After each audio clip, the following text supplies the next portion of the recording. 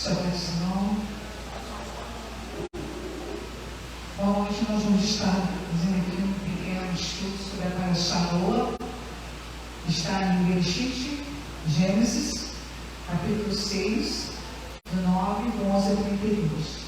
Claro que a gente não vai estudar ela toda, né?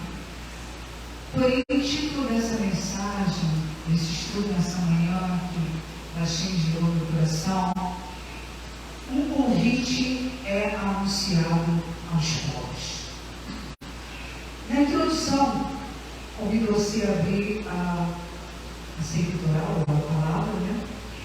E lemos ali no capítulo 6, no versículo 8, a partir do versículo 8, onde nós vamos conhecer um pouquinho quem foi Noah. Quem foi Noah? No versículo 8 da Parashá passada, fala assim: Noah, porém, encontrou graça aos olhos de Adonai. Encontrar graças aos olhos de Adonai é uma dádiva. É que Deus olhou para você e viu assim: nossa, eu posso contar com você. Eu sei que você vai cumprir uma tarefa difícil. Noah recebeu um chamado para cumprir uma tarefa muito difícil. Você imagina levar praticamente 100 anos para construir uma arca imensa. Será que a gente faria uma coisa dessa? Será que atenderíamos um pedido desse? Porém, Deus conhecia o coração de Noah. Aí aqui na Parashá Noah começa a contar a história dele. Eis a história de Noah, versículo 9. Em sua geração, Noah era como um homem justo, um homem sincero, e Noah andou com Deus. Então percebam que, para também Deus te confiar uma grande responsabilidade, você tem que andar em santificação, você tem que ser justo, você tem que atentar para as coisas que o Eterno nos ensina, porque aqui ainda não existia o secretário, ainda não tinha sido revelado no Sinai, porém Deus conhecia o coração de Noah, e no coração dele ele já havia escrito a palavra. Então Noah foi pai de 3 filhos, Shem, Ham e Efete. A terra, porém, estava corrompida diante de Deus, repleta de violência. E Deus viu a terra, e sim, ela estava corrompida, pois todos os seres vivos haviam corrompido seus caminhos sobre a terra.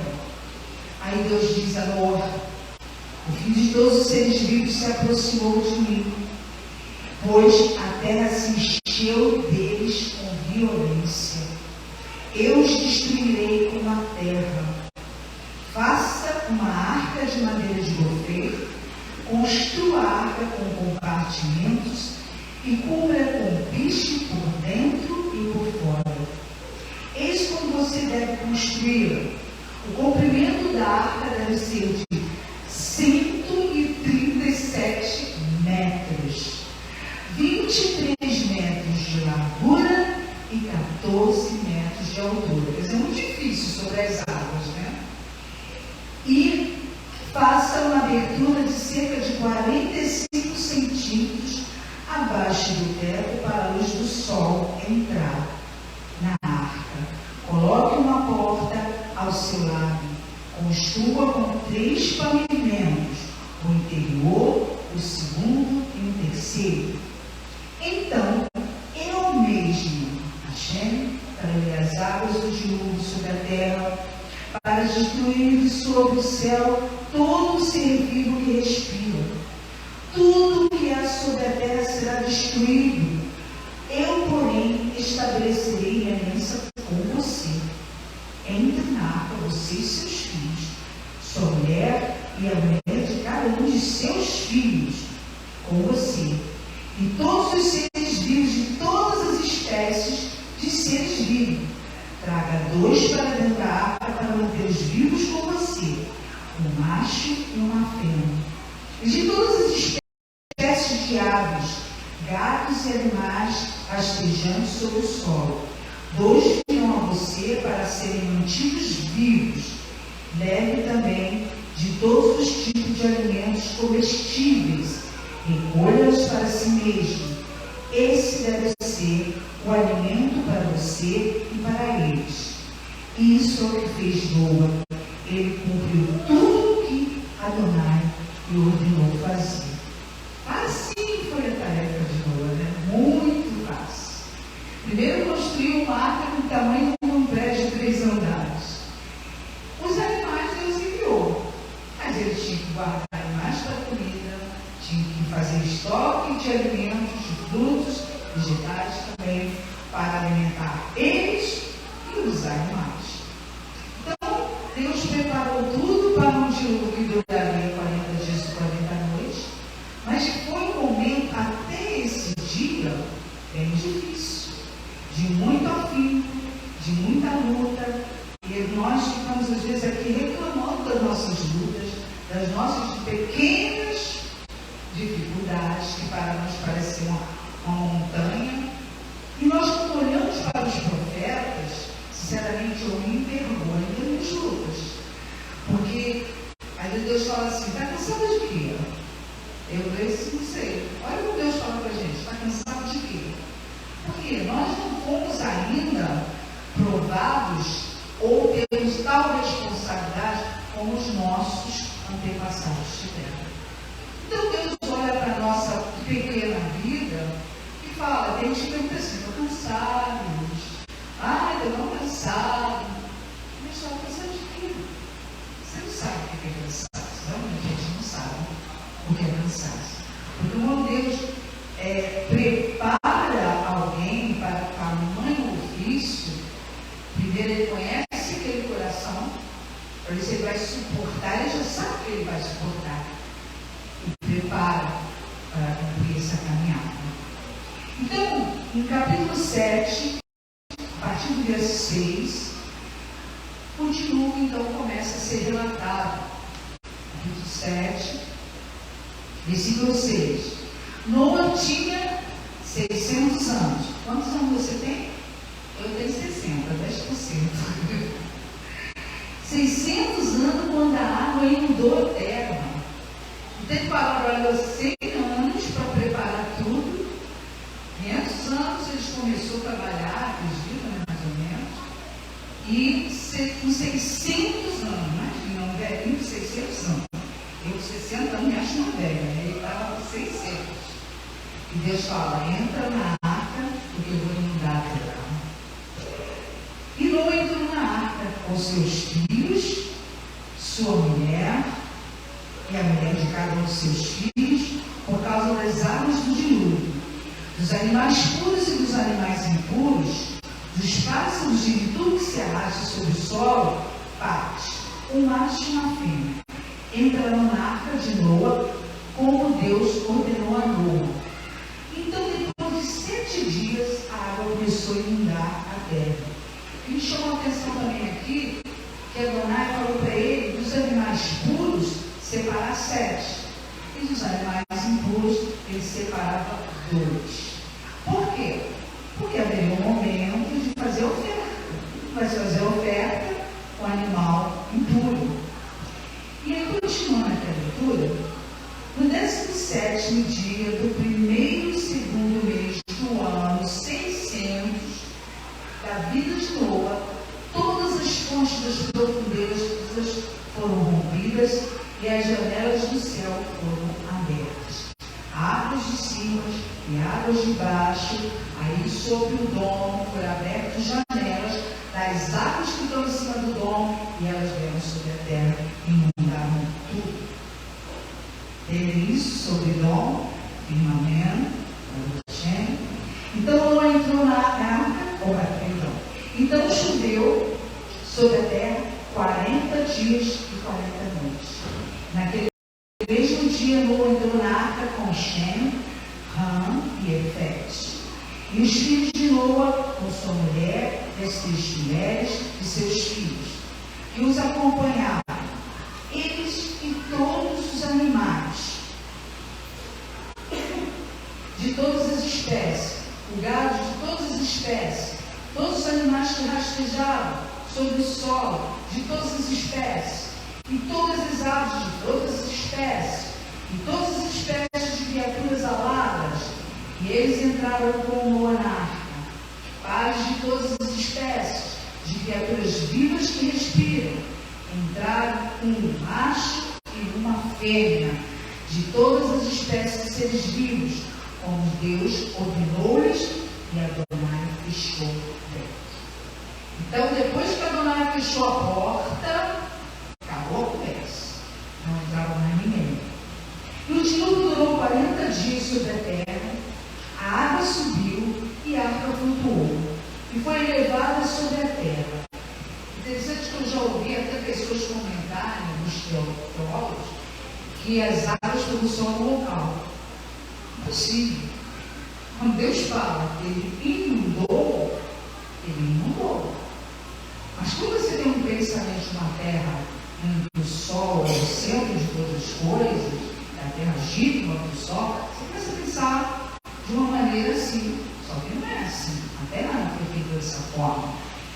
E aí, quando você vê Deus mostrar esse firmamento, essa água toda inundada, você imagina a terra, ela é plana de um lado ao outro, e aí você tem a água inundando tudo, ficou tudo embaixo das águas.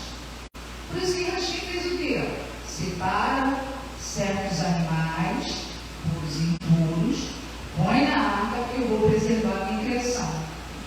E aí Deus teve que inundar a terra toda. Se nós formos falar sobre por que Deus levou que a terra foi o quê? Corrompida.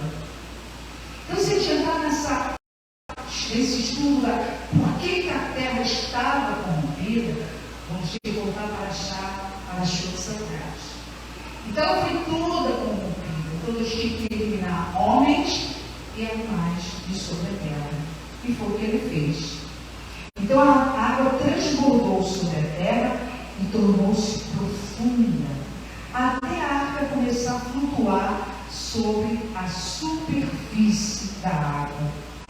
A água sobrepujou a terra com poder, e totalidade das montanhas altas debaixo do céu foi coberta. E a água cobriu as montanhas em mais de 7 metros. Qual é a maior cordilheira? Eu não sei a altura da maior cordilheira do mundo. Acima da cordilheira foi o quê? 7 metros. Então, ó, está errado, meu filho. Está errado. Liga o carro, o celular e tira o outro. Então, 7 metros acima da cordilheira da montanha mais alta da face da terra. 7 metros assim. Então, um pouquinho de estudo de dimensões. Ele fala aqui. Todos os seres vivos que se moviam sobre a terra pereceram. Morreram. Ninguém ficou vivo. Nem aves, nem gado, nem animais, nem insetos. E todo ser humano, todos em cujas narinas estava o sopro do espírito de vida. Tudo que havia sobre a terra seca morreu. Ele eliminou todo ser vivo da superfície do solo, não só seres humanos, mas também o gado, os animais rastejantes e as aves do ar. Não tinham de repousar, acabaram morrendo também. Eles foram eliminados da terra, e apenas Noa foi deixado com as pessoas que estavam com ele na arca, a qual manteve-se sobre a terra por 150 dias. A água se manteve sobre a terra por 150 dias. Então foi muito tempo. Nosso Deus é muito perfeito nos cálculos. Ele sabia o tempo que eles iam passar dentro da arca. Ele sabia que quando ele parasse as águas de descer, de subir e de descer, ele tinha que levar um tempo bem longo para que as águas descessem. Então foram 150 dias. E ainda hoje, a gente ouve alguém dizer assim, lá em 2 Pedro, capítulo 3, versículo 4:12, as pessoas quando a gente fala assim, o mundo não vai acabar mais em água. Mas aí, Jesus vai voltar quando? Então, eu vejo falar que Jesus vai voltar, que Yeshua vai voltar. Mas quando Yeshua vai voltar? Aí você lê ali em 2 Pedro, capítulo 3. Eu vou ler aqui que eu já escrevi, que é mais fácil. Versículo 4 diz assim: e dizendo, onde está a promessa da sua vinda? Porque desde que os pais dormiram, todas as coisas permanecem como desde o princípio da criação. Porque deliberadamente esquecem que, de longo tempo, houve céus, bem como terra, a qual surgiu a água, e através da água, pela palavra de Deus, e pela qual veio a perecer o mundo, daquele tempo afogado em água. Então você vê que a Sheila fala em toda a palavra passagens que confirmam essa inundação. E aí, ora, os céus que agora existem, a terra pela mesma, têm sido entesourados para uma outro juízo. E ele fala que é para o fogo. Se foi muita água, com fogo também não vai ser bom. E tem que purificar. Então ele diz aqui, para o fogo estando reservados para o dia do juízo e destruição de todos os homens ímpios. Então, todo que tiver essa posição de uma pessoa ímpia sobre a terra, que não quer saber de Deus, não quer saber do Filho, elas serão consumidas, elas serão destruídas, como foram todos aqueles que estavam em Sodoma e Gomorra. E Abraão ali clamou, Deus, tu é 10 justo, 50, e ele foi descendo, a pessoa de 50 foi descendo. O Senhor destruirá? Ele disse, não destruirei. Mas não tinha justo. Então, Sodoma e Gomorra foi o quê? Consumida, foi destruída. Então, há todavia uma coisa, irmãos, que não deveis esquecer, que para o Senhor um dia como 1000 anos, e 1000 anos como um dia. Não retarda o Senhor a sua promessa com algum julgo demorada.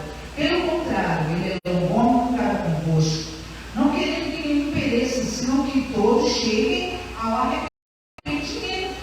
Por isso, hoje nós estamos em muitas congregações proclamando esse dia de arrependimento, para que venham com Mashiach, para que restaurem suas raízes, para que entendam a sua história, para que restaurem a sua identidade. Porque nesse dia, quando chegar, ninguém vai poder dizer, eu sabia. Eu não sabia. Então aí,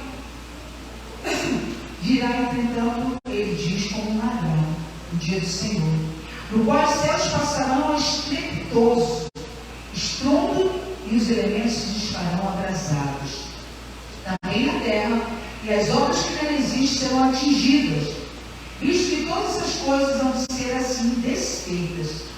Deveis ser tais como os que vivem em santo procedimento e piedade. Então não podemos ficar distraídos com a nossa vida hoje, diante dos nossos problemas, diante das nossas dificuldades, porque isso tudo passa. Tudo no mundo é temporário, mas a palavra do Senhor não passará, ela irá se cumprir. Então, como que devemos nos proceder? O Senhor disse, se eu não for santo, eu não verei. Ser santo, como eu sou santo. Buscar uma vida de santificação, buscar uma vida de andar com Deus, buscar uma vida em crescimento espiritual. Para isso, Deus preparou um ano inteiro com datas determinadas para que realizemos festa, para entender em que posição nós estamos. Nós temos o Pêssar, entramos no Pêssar, para quê? Porque estamos no Egito. Aí passamos pelo Pêssar para ter uma nova oportunidade para entrar em Shavuot, para produzir frutos. Recebemos ali o perdão dos nossos pecados e Pêssar. Somos marcados. E aí entramos em Shavuot, primícias, quais frutos que eu estou produzindo, ou que eu produzi nesse espaço de tempo. Então você tem toda uma oportunidade que Deus trabalha ao longo de um ciclo para nós irmos crescendo espiritualmente para produzir frutos. Porque se eu não produzir frutos, eu não consigo chegar na expiação. Eu não consigo chegar no jejum Kippur. Como que eu vou chegar em Yom Kippur se meu coração está pesado? Se eu não consigo entender que aquele é um momento que Deus preparou para mim e pelas nações? Eu vou entrar na brecha, mas se eu não estiver bem também, como que eu vou entrar na brecha das nações? Aí nós saímos de Purim, entramos e tabernaculados com o Senhor, um momento de alegria, um momento de regozijo, um momento que estou vendo e olha, se tocamos o shofar em Yom Teruah, Purim, Sukkot, a gente se alegra com o Senhor. Somos renovados. Aí chamados também para o quê? No dia de Rosh Hashanah, nós falarmos das águas que descem do trono da glória. E são as águas que vêm de Mashiach. Então, temos que manter essa santidade, temos que ter esse procedimento ao longo das nossas vidas, temos que cumprir as mitzvot, temos que cumprir os estatutos, temos que estar atentos às regras, porque são essas ordenanças do Senhor que nos mantêm no caminho. Por isso que de ano em ano, Deus vai ensinando, e nós vamos abrir nossos lábios para ver como é que eu me encontro a cada ano. São 26 anos de ministério, mas são mais ou menos de 24, 25 de restauração. Irmãos, não é fácil não. É muita coisa que Deus já mudando. Ele vai tirando Roma de dentro de você, Ele vai te explicando como que você foi enxertado, Ele vai explicando você como que você vai sendo moldado. Deus não é uma pessoa ou um nosso eterno de pegar, olha, cheio, esvazia tudo isso, bota tudo fora e vou voltar de novo. Não. É devagarinho, aos pouquinhos, ela vai transbordando de palavra, vai saindo aquilo que não é bom, aquilo que não edifica, aquilo que me distancia da santidade, aquilo que me distancia de ser uma pessoa piedosa, vai me saindo. Então nós estamos sendo aqui renovados e preenchidos, e quanto mais nós chegamos a Torá, nós vamos mudando, vamos ficando mais parecidos com o Pai e com o Filho. Por isso que o Senhor trabalha devagar. Nada é assim, ó, da noite para o dia. Então isso eu fui compreendendo, como Deus falou da restauração para nós, Ele falou apenas que a gente amasse Israel. E aos pouquinhos Ele foi nos ensinando. As coisas de Hashem, ela vem com uma revelação, ela não vem com imposições, ela não vem com determinações, ela vem com um chamado. Então, assim como Hashem chamou Noah, como chamou Abraão, e chamou cada um para um propósito, hoje Ele nos chama também para cumprir um propósito. Para nós trazermos a noiva. Irmãos, a noiva ela tem sido massacrada por ministros falsos, massacrada por filosofias, massacrada por teologias, não só de teológica evangélica, mas também judaica. Deus tem falado essas coisas para mim. E o Senhor mostra aí, você fica olhando o que vai fazer. É minha noiva. Por que Deus chamou Shaul, para ser ministro dos gentios? Por que houve uma separação de Kefa com Shaul? Kefa vai para lá com o judaísmo, eu vou para cá para ajudar a noiva. Nós não podemos massacrar aqueles que foram tendo a oportunidade de ser enxertados. Nós temos que trabalhar para eles retomar a identidade que eles não conheciam. Então, a Sheila tem me falado muito sobre isso, me dando muitas revelações sobre essas coisas. Então, voltando aqui para a palavra,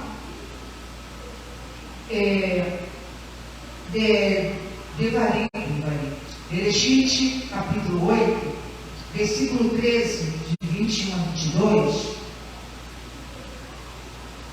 Adonai lembrou-se de Noa. Olha que interessante, eu li isso aqui. Adonai lembrou-se de Noa. Está Noa lá, naquela arca imensa, e Adonai se lembra de Noa. Aí fala assim: no primeiro dia do primeiro mês do ano 601, a água secou completamente da superfície da terra. Por isso Noa removeu a tampa da arca e olhou. Sim, a superfície do solo estava seca. No 27º dia, o segundo mês, a terra estava seca. E Deus disse a Noa: saia da arca você, sua mulher, seus filhos e a mulher de cada um de seus filhos com você. Traga com você todos os seres vivos que estão em sua companhia, aves, gados e todo animal rastejante sobre a terra, para que eles possam enxamear, quer dizer, multiplicar-se sobre a terra, serem férteis e multiplicarem sobre a terra. Assim Noa saiu com seus filhos, sua mulher e a mulher de cada um de seus filhos, todos os animais, seres rastejantes e aves. Noa construiu uma arca para Adonai. Ele pegou dentre todos os animais e aves puras e apresentou uma oferta queimada sobre a terra. Adonai sentiu o aroma doce e Adonai disse em seu coração: nunca mais amaldiçoarei o solo por causa da humanidade, pois as imaginações do coração das pessoas são más. Desde a sua juventude, tão pronto destruirei novamente todos os seres como fiz enquanto a terra existir. Semeadura e colheita, frio e calor, verão e inverno, dia e noite não cessarão. E estamos vivendo isso até hoje. Amém? Barulho cheio. Então os filhos de Noa, eles foram aqueles que povoaram a terra, e por estes foram repartidos. Em Gênesis capítulo 10, versículo 5,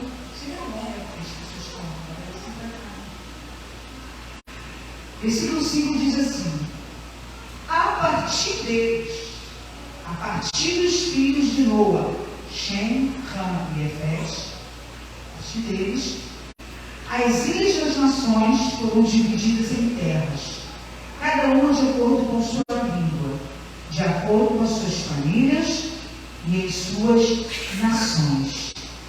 Mas o Senhor já sabia o que ia acontecer. Ele é o início, ele é o fim. Então ele fala que a destruição seria anunciada de novo. Por causa de quê? Como nós lemos ali em Sofonias capítulo 2, versículo 11, o Senhor será terrível contra eles. Por quê? Porque a humanidade de novo se corrompeu ao longo desse tempo.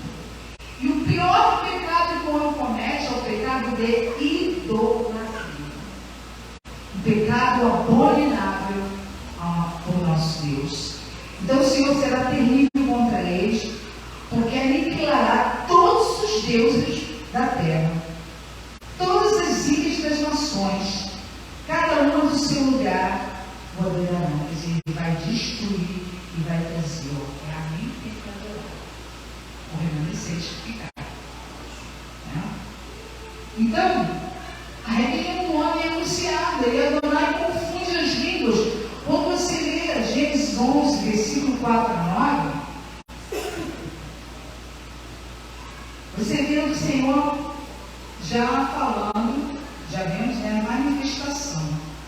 Então eles disseram: venhamos, vamos construir para nós uma cidade, com uma torre cujo cume alcance o céu, para fazermos um nome para nós e não sermos espalhados por toda a terra. Olha a intenção do coração. Olha, a torre para nós, o nome queria ser um Deus. E Deus, sabendo das suas intenções, porque nada é oculto, ele já sabe, ele é o início e é o fim. Aí ele fala: vamos confundir os homens. Não, na linha não. Vocês não podem mais se entender, vocês não podem andar juntos. Então, Hoje a gente fala português, lá que nós falamos inglês, cada lugar tem sua língua, cada tribo tem sua língua, porque um homem na mesma língua não dá certo. Então, Deus fez isso. Alcance o céu, né? Eles queriam alcançar o céu para fazer. Versículo 5. Adonai desceu para ver a cidade. Ó, Adonai desceu. E a torre que as pessoas estavam construindo. E Adonai disse: as pessoas estão unidas. Todas possuem uma única língua. E vejo que elas estão começando a fazer. Quer dizer, o povo pode fazer. Tem que separar. Não é assim? Deus faz isso. Ele separa o joio do trigo. O tempo todo ele está separando. E aquele que não procura aprender, vai ficando de lado. Deus vai separando. Vai dando oportunidade para outros. Aí ele fala aqui: nesta altura nada lhes será impossível realizar.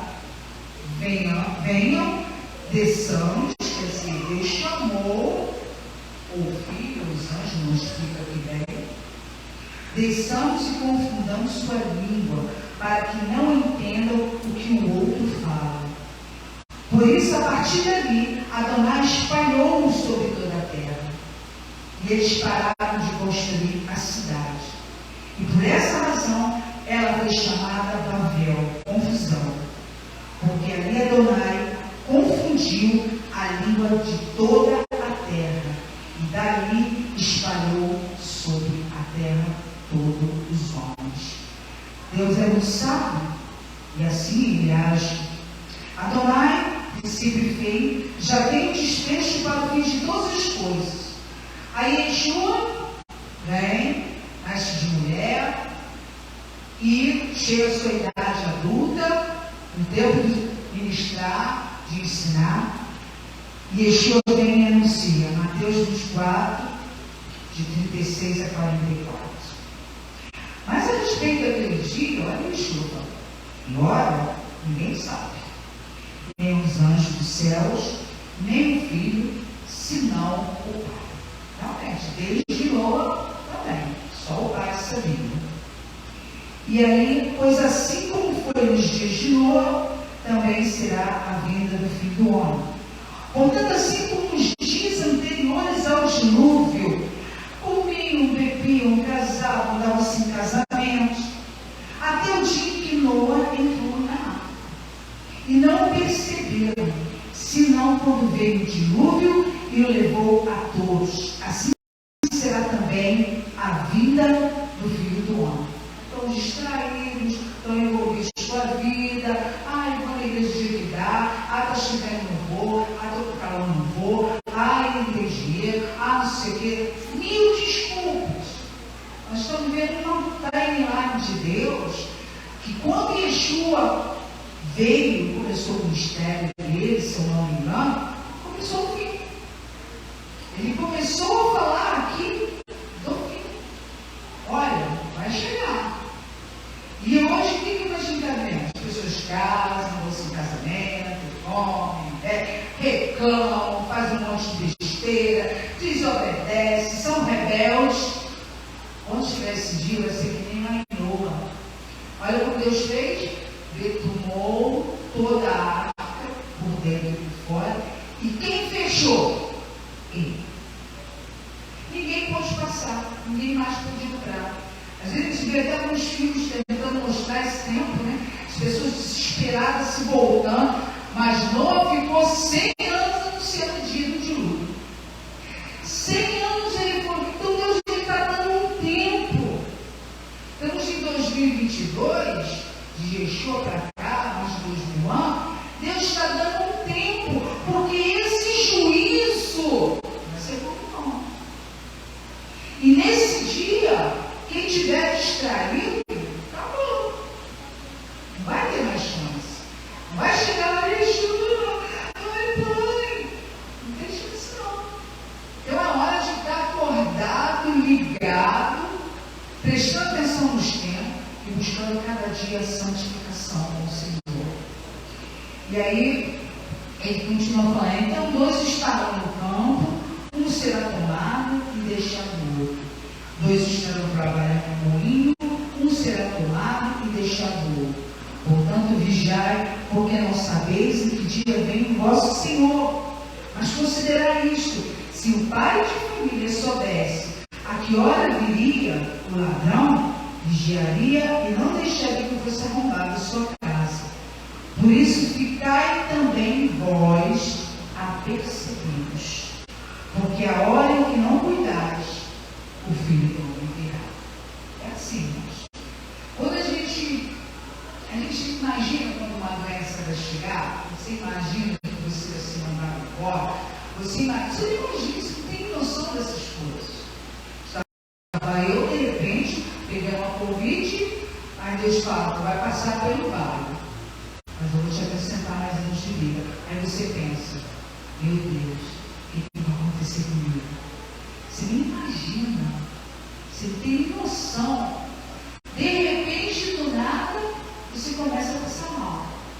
E como eu sou enfermeira, eu fui ver essa saturação, essa saturação lá embaixo. Só deu tempo de correr para o hospital, cheguei lá internado. Mas Deus já havia avisado, você vai passar, mas eu vou ser contigo. Então, se tu não está com o eterno, não passa. Bom, fazer 54 dias internado, 42 no CTI, 18 dias entubada, vim para casa na cadeira de roda, vai fazer 2 anos. Então, se Deus não é contigo, tu não passa. E milhões de pessoas morreram. Mas Deus me avisou. Ele avisou isso. Então, nós temos que estar atento que com Ele nos dá o sinal, irmãos. Ninguém vai ficar despercebido. Ninguém vai ficar distraído que a gente vai ligar. Não vai não. Se eu estou ali orando, buscando todo dia minha oração, minha comunhão com Deus, todo dia, eu não serei pego de surpresa. Aleluia. Então, por isso, ficai também vós apercebidos, porque a hora em que não cuideis, o Filho do Homem virá. Com a vida de Yeshua à terra, é anunciado o fim e cumprido a promessa feita no profeta Joel. Ele diz que nos últimos dias o Senhor derramaria o Espírito dele. Por quê? Nós precisaríamos de uma capacitação para continuar, porque sozinhos de nós mesmos, vamos não. Se não tivéssemos o Espírito de Deus no moradores, nós não conseguiríamos sobreviver a esse mundo. O mundo jaz de maligno, o mundo é impiedoso. E nós somos carnais ainda, né? Não, carnal não, nós ainda estamos num corpo e precisa ser transformado. E esse corpo ainda não foi transformado. Então aí, Yeshua falar em Atos capítulo 2, é uma leitura um pouquinho extensa, mas é importante fazê-lo, de 1 a 21. Ele fala assim: ao cumprir-se o dia de Pentecostes, não foi aquele dia?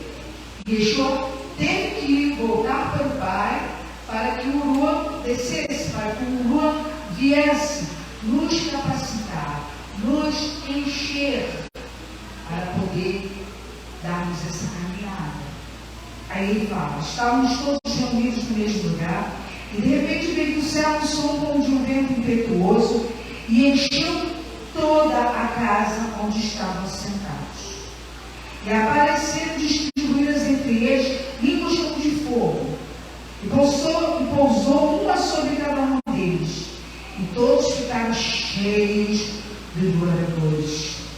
E passaram a falar em outras línguas, segundo o Espírito lhe concedia que falasse. Ora, estavam habitando em Jerusalém judeus, homens piedosos, de todas as nações debaixo do céu. Quando depois se fez ouvir aquela voz, afluiu a multidão que se possuiu de perplexidade, portanto cada um ouvia falar na própria língua. Estavam, pois, atontos e se admiravam, dizendo: vede, não se pregar em Deus todos esses que eles estão falando? E como os ouvimos falar, cada um em nossa própria língua materna? Como partos, medos, elamitas, e os naturais da Mesopotâmia, Judéia, Capadócia, Ponto e Ásia, da Frígia, da Panfilha, do Egito e das regiões da Líbia, nas imediações de Cirene, e romanos que aqui residem, tanto judeus como prosélitos, cretenses e árabes, como os ouvimos falar em nossa própria língua as grandezas de Deus. Todos atônitos e perplexos, interpelavam uns aos outros, o que isso dizia? Outros, porém, zombando diziam, estão embriagados. Então se levantou Pedro com os 11 e, erguendo a voz, advertiu-os nestes termos: varões judeus e todos os habitantes de Jerusalém, tomai conhecimento disto e atentai nas minhas palavras. Estes homens não estão embriagados, pensando, sendo esta a terceira hora do dia. Mas o que ocorre é que foi dito por intermédio do profeta Joel. E acontecerá nos últimos dias, diz o Senhor, que derramarei o meu Espírito sobre toda a carne. Vossos filhos e vossas filhas profetizarão. E não é isso que a gente vê hoje, irmãos? Profecia sendo revelada. Vossos jovens terão visões e sonharão vossos velhos. Olha como Deus faz as coisas perfeitas. Por que os velhos sonham? Eu imagino porque a experiência ajuda também a gente a discernir. Os jovens têm força. Então, até sobre os meus servos, sobre as minhas servas, derramarei meu Espírito naqueles dias e profetizarão. Mostrarei por aí prodígios em cima do céu e sinais embaixo da terra: sangue, fogo, vapor e fumaça. O sol se converterá em trevas e a lua em sangue, antes que venha o grande e glorioso dia do Senhor. E acontecerá que todo aquele que invocar o nome do Senhor será salvo. Então aqui ele já apresenta um caminho de salvação. Será que todos querem? Será que todos querem essa oportunidade? Porque não podemos imaginar. Quando você vê o céu negro, pesado, as nuvens pesadas, e começa a dar aqueles raios, aqueles trovões estridentes, né?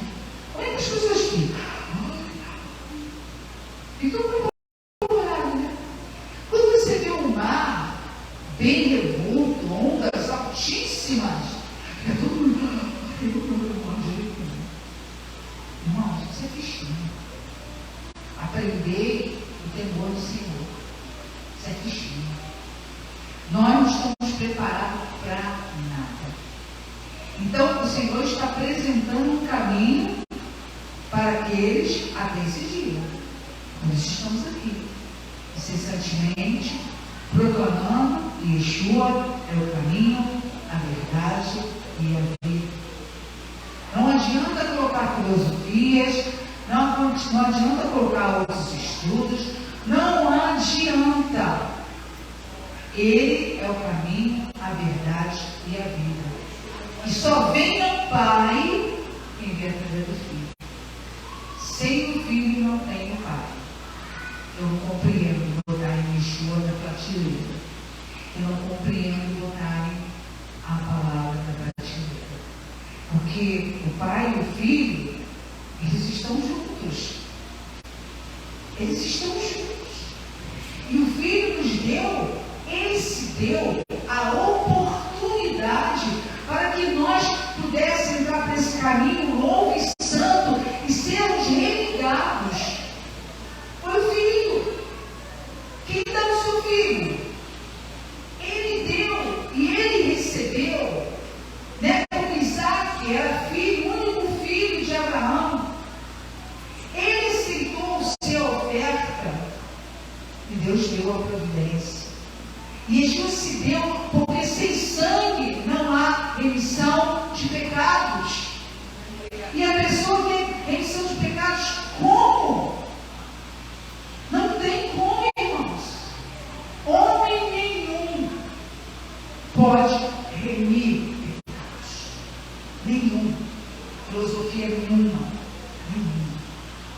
Então nós temos mais do que nunca nos agarrar ao que ele está falando. Naquele dia, aquele que invocar o nome do Senhor será salvo. Então, é tempo. Enfim, o Senhor nos fez um convite. E veio fazendo desde o momento que Yeshua proclamou o seu ministério. A palavra que liberta, a palavra que cura, a palavra que salva. A gente tem falado muito ao meu coração, ao longo de todos esses anos, eu tenho visto muitas coisas. E cada vez mais as coisas estão ficando mais difíceis e mais sérias.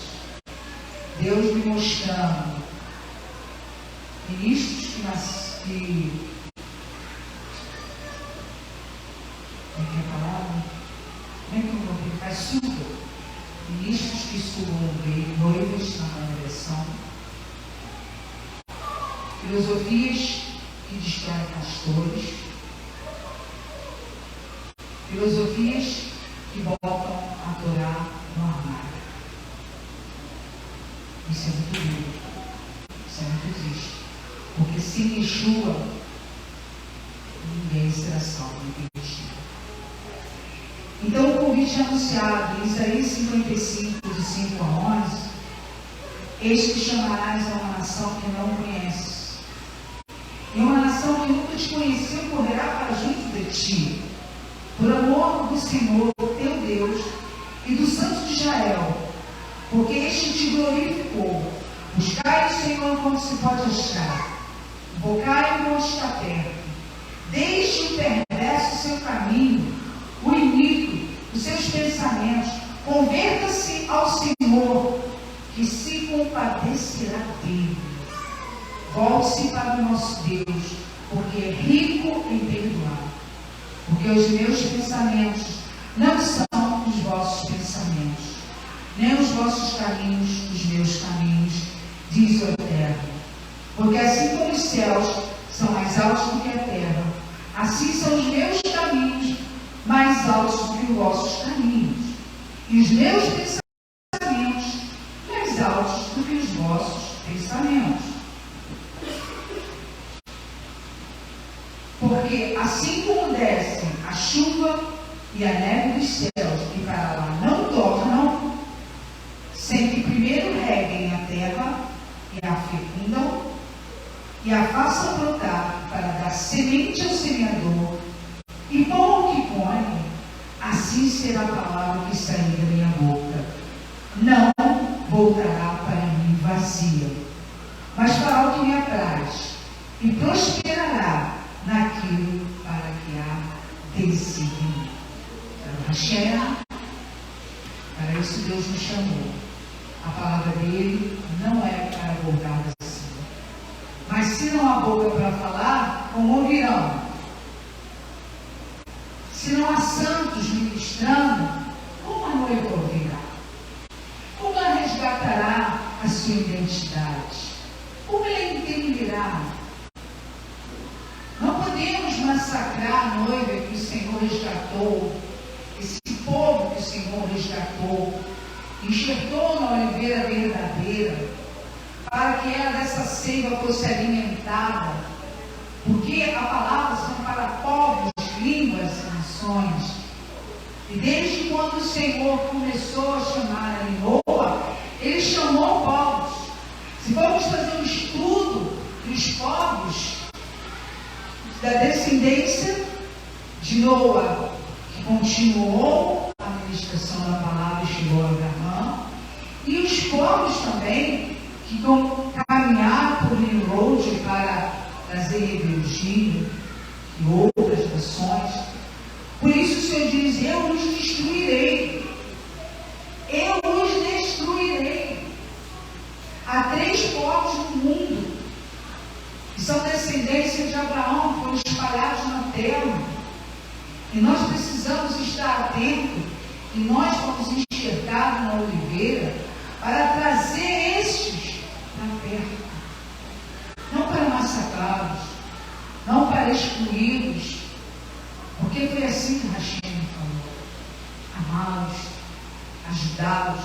Não deixar líderes, pastores, serem destruídos por filosofias, por ensinamentos que matam e traz não eles para trazer sim Israel, mas para serem odiados. É muito sério as coisas que Hashem vem falando. E por isso a nossa responsabilidade aumenta mais. Vinde a mim, diz o Senhor. E que a gente possa continuar proclamando essa palavra. E que nesse novo ciclo, nessa segunda paraxá do ano 5.783, nós possamos nos reeducar. Eu quero dizer, reeducar aqueles que ainda não se educaram a estudar a paraxá. Porque ainda não tem aquele... Tudo tem que ser mastigado, mas não pode ser assim. Eu tenho que querer. Você tem uma semana para estudar a próxima paraxá. Se eu não me engano, Lech-Lecha. Saia. E está tudo tão divididinho aqui na Bíblia hebraica. É só estudo. Quando você chegar no Shabbat, a porção que Hashem determinar para aquele dia, você vai entender, você vai linkar o que Deus já falou em Bereshit, em Noa, e o que Ele falará na Lech-Lecha. Mas eu preciso me educar, me disciplinar. Porque temos nós trabalhando, sim, todos nós trabalhando, todos nós temos ocupações, mas e o nosso tempo com Deus? Abraão andou com Deus. Enoque andou com Deus que foi transladado. Noé andou com Deus. E nós temos andado com Deus? Eu não posso estudar para achar no dia que eu vou trazer a ministração. Eu não posso vir à congregação dizendo que eu vou bater um cartão, porque eu não estudei a paraxá. Nós estamos aqui para crescer. Crescer. A cada paraxá, nós estamos crescendo. E as datas determinadas das festas desse novo ciclo mostrarão, apontarão em que grau nós estamos. Porque esse é o que Hashem quer. Amadurecimento, discernimento espiritual, ensinamento. Porque nesse dia ninguém vai responder por ninguém. Cada um vai dar conta da sua salvação. Cada um vai dar conta das suas atitudes que foi feita por meio do corpo. A ressurreição virá, primeiramente para aqueles que já dormem, desde nossos pais. E a ressurreição virá depois para aqueles que ainda estão vivos. Virá? Mas você estará do lado dessa ressurreição? Você estará pronto para esse dia? Desperta do que dorme, porque é muito sério. Shabbat Shalom.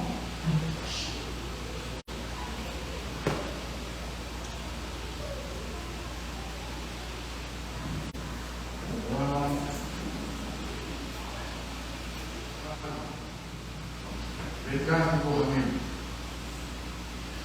E eu valei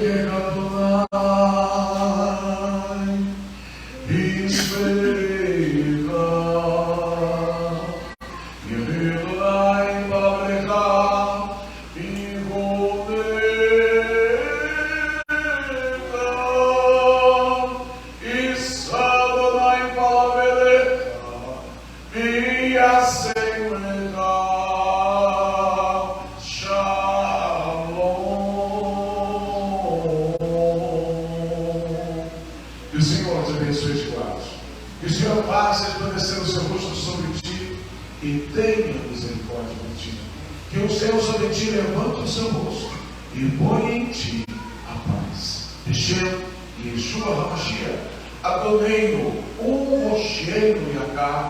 Amém. Em nome de Yeshua, o nosso querido Senhor e Salvador. Amém. Que o Senhor abençoe. Shabbat Shalom. E um adiantado Shabbat. Comentamos um ou outro.